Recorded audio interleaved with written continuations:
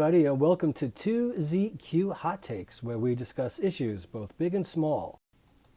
I am your host, the very handsome Tim Kirk, and today I'll be reading from my novel, I'm Just Making It Up As I Go Along, and Things Have Not Been Working Out As Well As I Intended. Chapter 22,955. He woke up this morning, as he has been waking up each morning, with a sense of dread, fear, and urgency to avoid becoming what he determined was the Being Willie Loman syndrome. He was born in Brooklyn in 1960 and was rapidly approaching Willie Loman's age in Death of a Salesman. He had a checkered employment history, was becoming increasingly aware of his deficiencies in all aspects of life, mind you, and his growing proclivity to typos while texting with friends and associates. He had just had a sudden recollection of meeting a childhood friend at a religious service while the childhood friend had grown into a formidable, extremely good-looking, physically fit, top-secret agent for a top-secret government intelligence organization, and his then assignment, as rumored, was to monitor the deteriorating health of a former director of a top-secret government organization who was on his deathbed. And the rumor was that he was instructed, yet mandated, to terminate the former director of the top-secret organization if he suddenly rose from his state of unconsciousness and started blabbing top secrets. The inevitable, easy metaphoric comparison to a surprise hit film about an unstoppable robot assassin from the future was commonly made in social situations and had to be done either by in-person conversation or some sort of written communication, since social media was non-existent at that point, much closer to playing telephone than having receipts.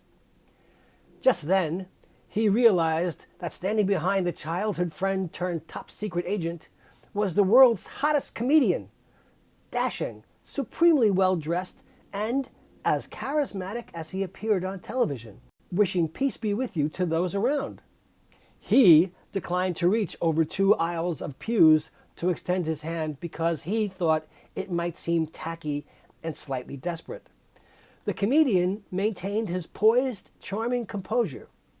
In one short, sweet moment, the comedian reinforced his image of public goodwill, and the reputation of the espionage agent blossomed and grew over the course of the next several decades from that moment on.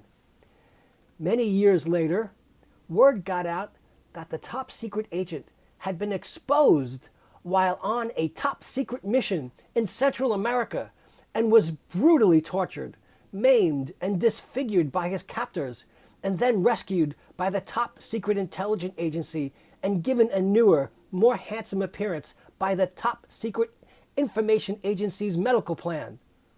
He later found out that the top-secret agent had been drafted by the top-secret information agency while he was in high school due to the top-secret agent's prominence as a rising teenage athlete and student. Say what you will about the top-secret information agencies of the nation, but this particular agency had been doing their due diligence in the recruitment department, he said to himself. His childhood friend turned top-secret agent had taken his lumps, he had determined.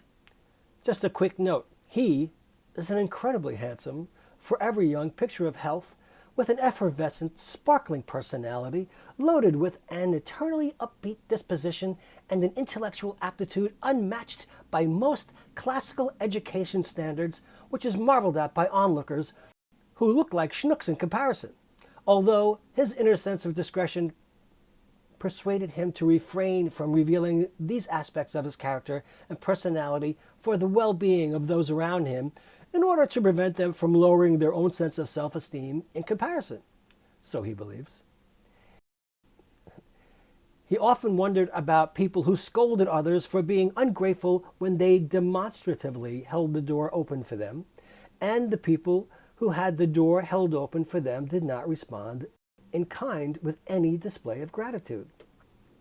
He awoke as he did every morning, an insomniac, sedated by prescription medication, which would render him unconscious for several unsatisfying hours at a time, to a state of shocked anxiety over his awareness of numerous unpleasant facets of his existence and possibilities or lack thereof, which could only be temporarily assuaged by the consumption of mind-altering substances and alcohol while performing mind-numbingly tedious repetitive tasks and engaging in pointless, crushing interactions with ambitious, greedy, condescending contemporaries and their surprisingly attractive progeny, considering how displeasing the appearance of each of the parents had been growing up and became more and more displeasing to the eye as he grew older.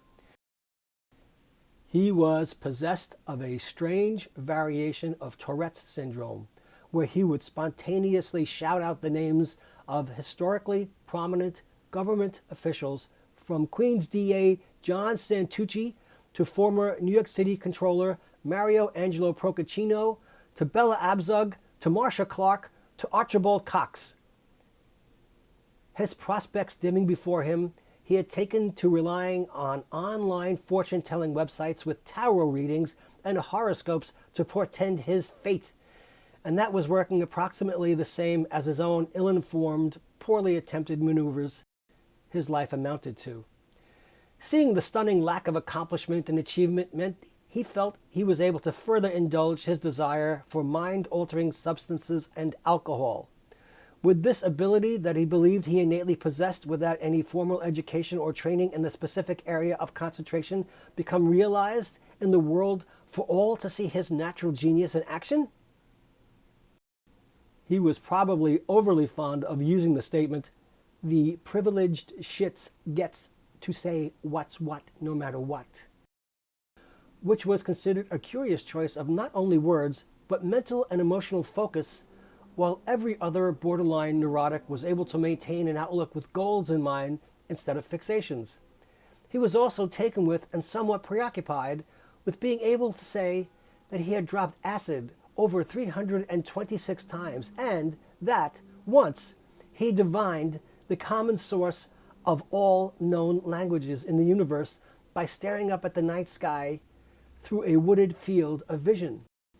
And the acid-induced vision flips of contrast between the night sky and the black silhouette of the tall trees kept reversing at a rate of more than 24 times a minute, which inspired the divine revelation of the source of all known languages in the universe.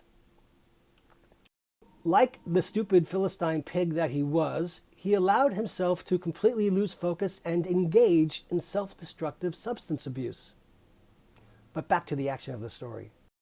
He had many other sudden recollections which came to him in painstaking, embarrassing detail, including the time he gratified himself in the men's room of a suburban pornographic movie theater as his friends peeked in and later called him out on it.